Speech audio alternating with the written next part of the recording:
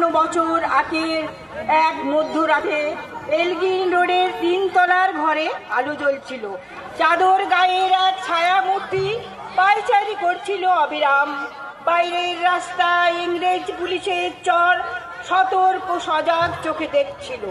তার সব সতর্কতাকে বুদ্ধ বানিয়ে তুমি তখন অন্ধকার চিরে ছুটে চলেছ আলোর পথে। দেশের মানুষ, কাক পক্ষী কেউ টের পায়নি তুমি চলে যাবার পর।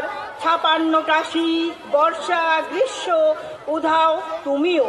সেই থেকে প্রত্যেক জানুয়ারিতে পৃথিবীর এপাড়া ওপাড়া সব মাটিতে তোমার অনশ্বর পায়ের ছাপ। সব রাইফেলে তোমার বুকের বারুদ, সব কুচকাওয়াজে তোমার স্বপ্নের ছন্দ পরশ পাথরের মতো স্বাধীনতাকে খুঁজছে।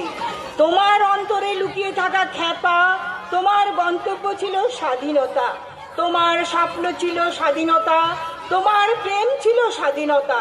তুমি রক্ত চেয়েছিলে স্বাধীনতার জন্য, তুমি তাই পাথর যারা স্বাধীনতার আড়ালে চেয়েছিল গদি, চেয়েছিল সিংহাসন। ইংরেজদের ছেড়ে যাওয়া লুটের রাজ্যপাট তারা রইল সুখে। ভারতবর্ষের টাকায় তাদের সুখ, তোমার নয়। ভারতবর্ষের অফিসে আদালতে তাদের ছবি, তোমার নয়। ভারতবর্ষের সংবিধানে তাদের সই সাবুত, তোমার নয়। ইংরেজ গরিব মানুষকে পায়ের নিচে রাখতো, আমরা বড় লোকের মাথায় করে রেখেছি। স্মাগলার কিংবা ডাকাতকে জোর হাতে সভাপতির আসনে আহ্বান করেছি। ইংরেজ দেশের ধন ও সম্পত্তি লুট করত, আমরা দেশটাকে বেঁচে দিচ্ছি। ইংরেজ দিয়েছে চাবুক, লাঠি, গুলি, আমরা দিয়েছি মাস্তান, মাফিয়া, নেতা আর গুলি। ইংরেজ দিয়েছে কালাপানি, সেলুলার জেল, আমরা দিয়েছি টিভিতে সুপারহিট মোকাবিলা আর আইনি সভায় আয়ারাম গয়ারামের খেল। 56 বছর আগের এক মধ্যরাতে পরাধীন এই দেশ ছেড়ে তুমি চলে গিয়েছিলে। স্বাধীন এক স্বদেশে ফিরে আসার স্বপ্ন নিয়ে তুমি ফিরে আসনি, স্বাধীনতা এসেছে।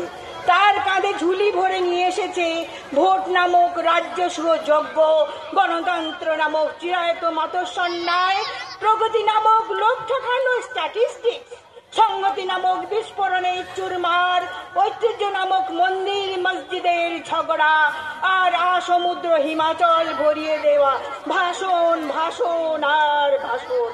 56 বছর তুমি পাথর হয়ে আছো।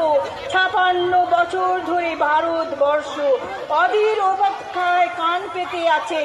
ইথার তরঙ্গে কবে হঠাৎ শোনা যাবে স্বাধীনতার নিজস্ব কণ্ঠস্বর। আমি সুভাষ বলছি, আমি সুভাষ বলছি।